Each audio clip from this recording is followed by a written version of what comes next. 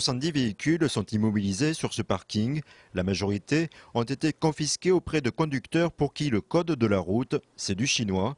Excès de vitesse, d'alcoolémie, défaut d'assurance, les anciens propriétaires ont pour point commun de ne pas respecter le code de la route. J'ai eu l'exemple d'un véhicule, un jeune qui s'est fait contrôler une fois et au bout d'une semaine il s'est fait recontrôler et ils ont retiré son véhicule.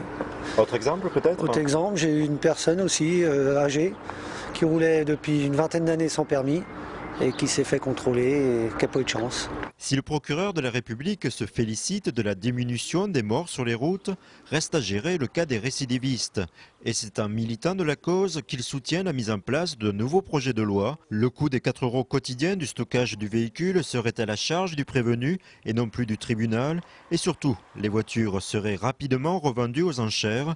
Des mesures qui permettraient de désengorger les tribunaux et dissuader les récidivistes qui roulent sans permis. Pour quelqu'un qui est récidiviste, qui est réitérateur grave, comme on dit, c'est-à-dire qui a déjà été contrôlé une première fois, qui ne respecte pas les mesures d'immobilisation ou qui a commis des faits très graves, pour lui, ce n'est pas un retrait de papier qui change quelque chose, c'est un retrait concret, à savoir le véhicule. Et donc, la loi nouvelle devrait nous permettre bientôt de valoriser cette saisie.